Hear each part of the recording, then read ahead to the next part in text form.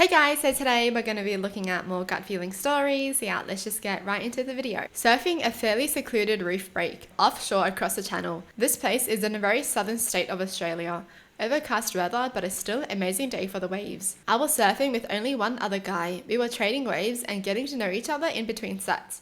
I asked what he did for a living and he was a marine biologist. We'd both recently moved to the area and we were new to surfing it as well. Despite it being extremely good surf, after 40 minutes he says, "I don't like this, something feels off. I feel like I'm being watched, like I'm bait." I didn't want to leave as it was excellent surf, but this guy was a marine biologist, so I took his instinct as a sign to play it safe. We paddled back across the deep channel together as quickly as we could without panicking and walked the 15 minutes trek back to the car park talking shit the whole way. I got his mobile number for future surfs together, given how small town it is here and not knowing anyone. We noticed a 15-foot inflatable boat pull up near the reef and hang around for a bit without much thought. Later that night, while looking at my social media, I read about 3 fishermen at the same location we were at the morning, at the same time in their boat. As they put up to check the cray pots on the beach side of the reef, they were circled twice by a great white shark that was as big as their boat. That guy most likely saved me from a horrible experience that day. I messaged him with a link to the Facebook page with a comment regarding the experience. Chills ran through my body for a good 20 minutes. He was adamant he felt the presence of something and he was right. Damn! Well, for sure he's a professional. This is why you trust a professional. Seriously. Just listen. Yes, just listen. Because so many people feel like they know more than a professional and they're always like, nah, I'm right, you're wrong. How scary. I freaking hate the ocean. Freaking hate it. Who knows what's down there, right? Who freaking knows? Viewing to see a flat that didn't exist. Not my story, but one my mom told me from her 20s when she was living and working in London, UK. This story always gives me the creeps though when I think about it.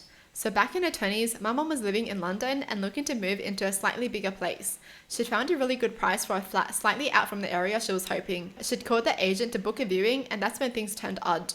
So the guy booking the viewing started asking weird requests and questions, such as to bring her passport, her age, race, and physical appearance. Would she be coming on her own? Did she have a car? Or would she be getting the bus? He was very persistent that she should arrive by bus, as it would be easier for her. Explains it was a straight road down from the bus stop to the apartment block. Yeah, suspicious. Why would it matter how they come when they're just coming for a viewing? He wants her to come by a bus so she can't escape. Obviously quite unnerved by this call but still interested because the flat looked ideal, she and my dad, who were dating at the time, decided to check the exterior and surrounding area. The day before the viewing they drove there. First passing the bus stop he was indicating her to arrive via. From the bus stop there was about 200 meters of wasteland that she would have to walk past to get to the flat. And standing at the end of the street in the location this apartment block should have been was a huge abandoned building. Smashed broken windows, graffiti, no entry signs, the lot. Definitely nothing inhabitable in sight. Still, when she tells us today, you can see how much it rightly shook her.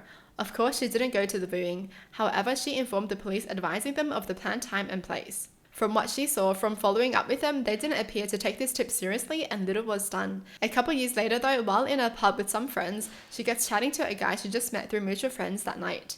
He was in the police and through conversation her story came up. He said that that area at the time of the viewing had a huge human trafficking problem.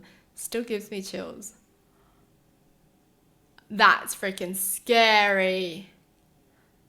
I mean, dude, good that she went before with someone. Because imagine if she went alone. And then she would have to like walk there and everything. Oh, yeah. She saved her own life that day, seriously. Dodgy as. And it just pisses me off that the police at the time didn't do anything about it. Like she literally told them where it was and they were just like, it's nothing. Wow. They probably could have saved so many people, but they just let it go. That's annoying. When I was about 8, an old car pulled up alongside my friend and I, with a man saying he knew my mum. He did know her name, but something felt off, so I grabbed my friend and ran.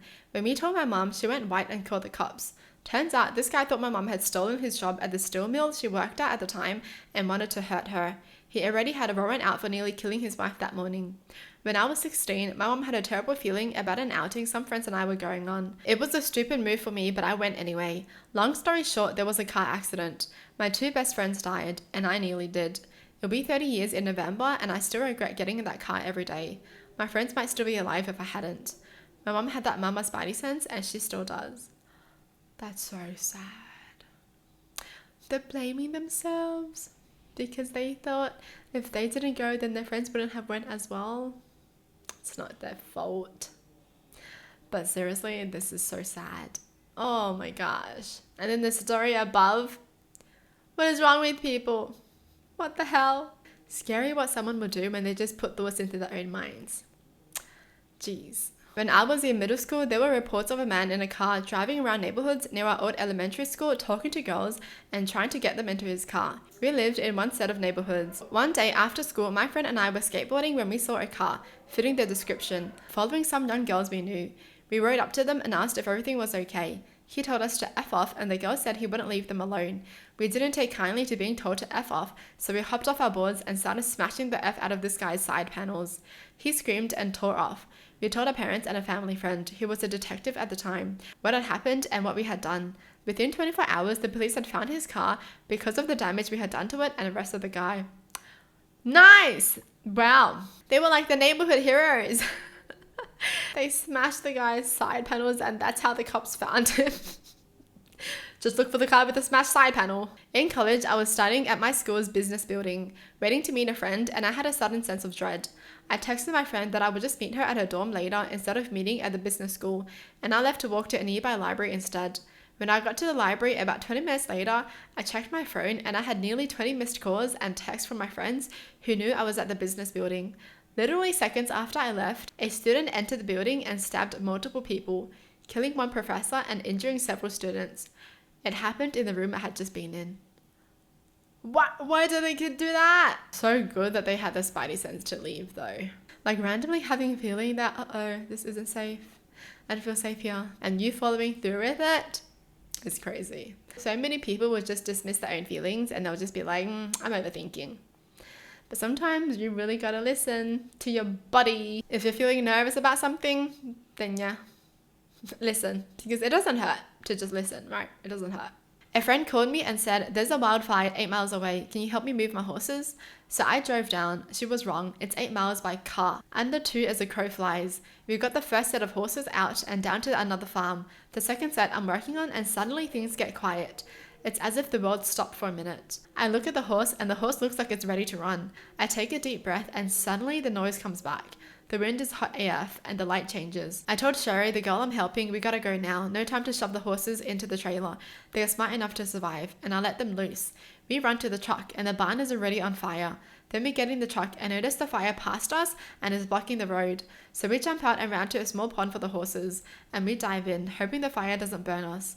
It was about 20 minutes of hell.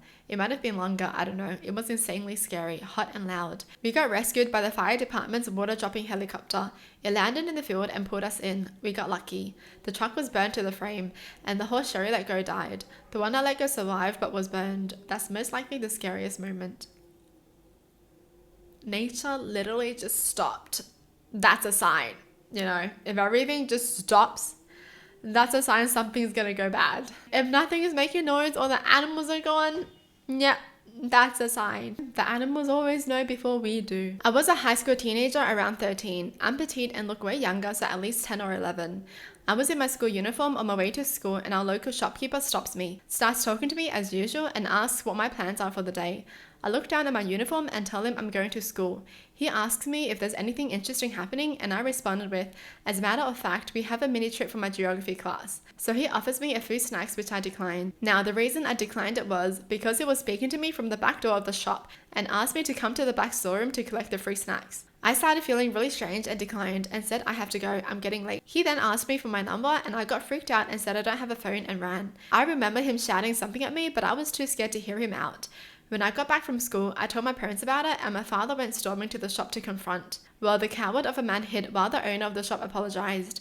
It made me wonder if I was a naive teenager who actually walked in for free snacks. Thinking he was being friendly, what would this grown man have done to me? Keep in mind, he looked like he was in his early 30s and I was 13 in my school uniform, looking like a 10-year-old. I've had a few close calls as a young girl, but this one stood out the most to me. Wow, this kid is definitely smart and taught right. They listen to their parents. Yes, never accept candy. And I'm so glad that the parents of this person listened and actually went to confront the person. The fact that he hid shows he had bad intentions. Oh my goodness. How dare he? Well, that's it for the video. Hope you guys enjoyed. Tell me in the comments down below what your thoughts are. And as always, thanks for watching. Hope you guys liked it. And I'll see you guys next time. Bye.